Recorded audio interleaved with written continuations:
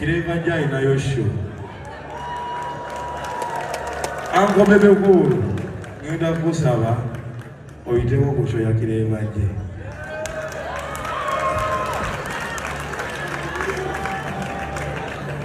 Asibi. Nekanyama weuli kobula. Wali wagambayo. Nange naise ne Gudo ku kido. Esegende. Kale tozole yakagoyiseko. Bukyalo mune bakuyitako nga bavuga. Nogo momogoziriseeko ko katono. Gwechoyino manya eno mugeto tukuba. Bwe tugamba nti alien skin ddala kituufu yajja mu ndongo kukola byalema bakulu mu ndongo. Ono omwana tugenda kwongera okumuwa chepe n'okumuwa respect. Bebe Cool olunaku olw'eggulo mu nseko buseko concert yaba Madrat and Chiko gye basisinkanidde ne alien skin okosako champion Gudo.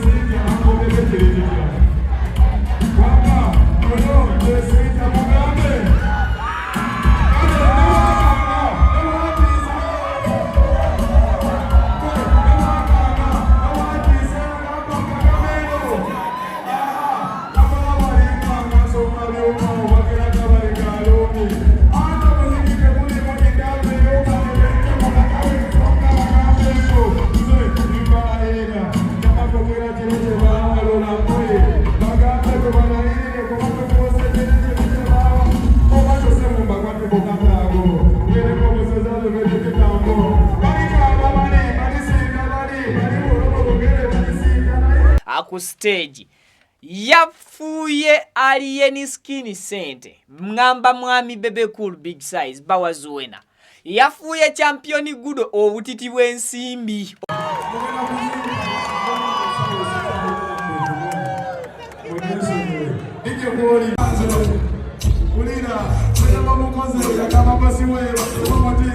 Obutiti mbiso obutiti Oluganda mbanduse kakati alien skin nasaba mwami Bebe Cool ekyenjawulo abalala kibatalowoozezza nti asobola kikola. Yasabye eki yamusabye mu Clever concert egenda okubeerawo ng'ennaku z'omwezi 4 agendewo mu buntu ayitewo era representing ebisingawo ko wano byenze ngende maaso n'okubeera ng'ate nkutuusaako ansinzidde buterevu ku mukutu Viki exclusive manyi nawe kwokyali bweri nkola yange video nkusabye soko jimpereka like yes buli banga omaze okubeera ng'ogindayikingira kiyambako video okubeera ng'etambula ku misinde gy'amaanyi netuuka information koyose kinoomu ayagala okugiwulira asako okubeera ng'ate agiwuliriza.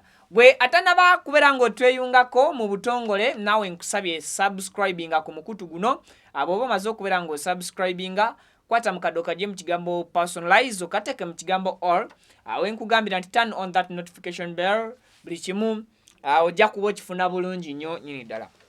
Kakati olunaku olw'eggulo yabadde enseko buseko concert yaba Madrat and Chiko bano nga ba comedian and of course bawerekerwako abantu bangi ku concerts zaabwe zibatera okukola. Recently twalinawo ku kifo kyekimu twalinawo bagiyita batya gundi ki season 2 yaba Renan Maulana bagiyita soy yali season 2 soy kakati recent eggulo ne tubeerawo ne nseko obuseko alien skin yawambye show. Okimanyi paka nakati tewali bayogedde ku byabadde ku show ebyakoleddwa naye bugenzo okkeera ku makya nga internet yonna esaanikiddwa alien skin appearance ye ku nseko obuseko. Ekyo nno kiraga ki kitujjukizaamu alien skin bwe yagenda e London neba David Rutalo ba Azawi n'abalala fenna show twagyogerako lwa muntu omu lwa alien skin. Alien skin abadde Dubai ng'agenze ne Miki bambi twatuuka okwerabira nti oba yagende Dubai. So ne bwe kityo olunaku olw'eggulo alien skin yawunzise nga yayeetisa amawulire ga show ya nseko obuseko paka nakati tewali yayogedde kwani ku Madrat and Chiko. Ekisooka Alien Skin ekikoza amawulire ku show gye yagenzeeko nti yasisinkanye Bebe Cool. Bw'asisinkana Bebe Cool n'amulaga ekitiibwa namuyita mu ngeri ey'ekitiibwa. Mu luzungu kye tugamba nti yalaze respect gy'ali. So si respect eryo ogundi oli gye yali asaba bamuwe kati ate ye bwe yabadde ku stage n'amuyita mu ngeri enzikakkamu mu ngeri ey'ekitiibwa. N'alaga respect eri Bebe Cool.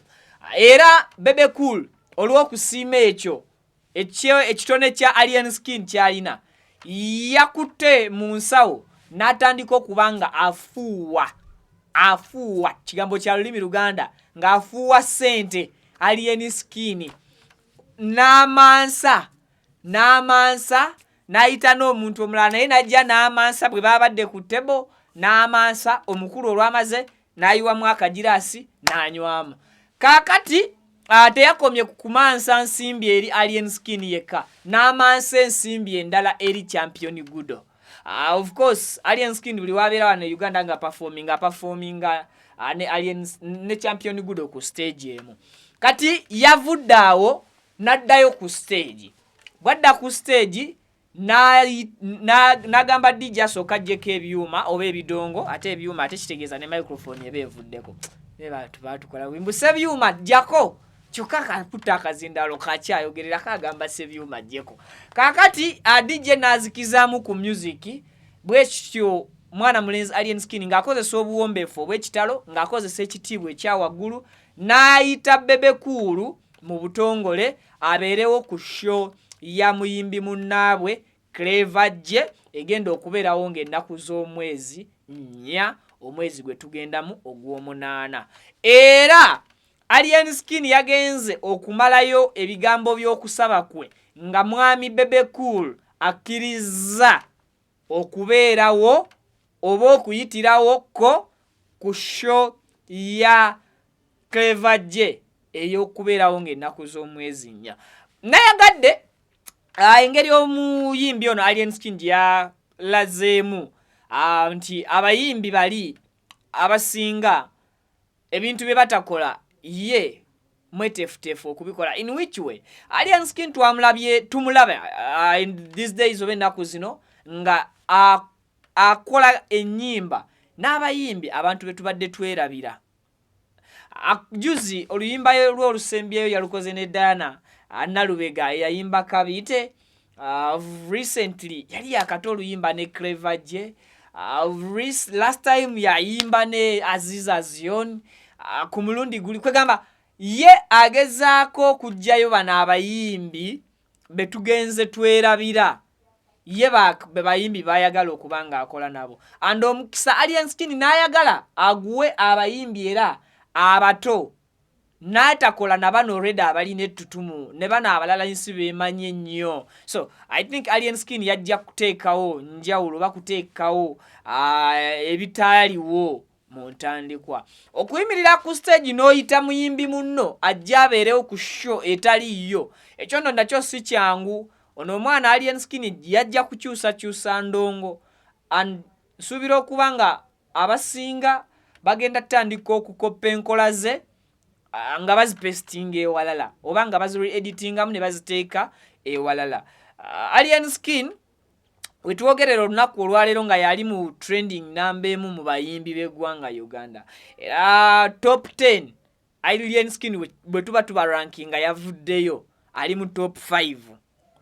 And end time bw'aba ayongedde okukola abalala bye banyooma twandimulaba nga takyalina mu top 5 nga Alien Skin yakkiridde ali ku namba egi namba emu. Kati simanyi abantu abaagala okulippira actually okumanya nti Alien Skin kati arankinze avudde ne mu namba 5.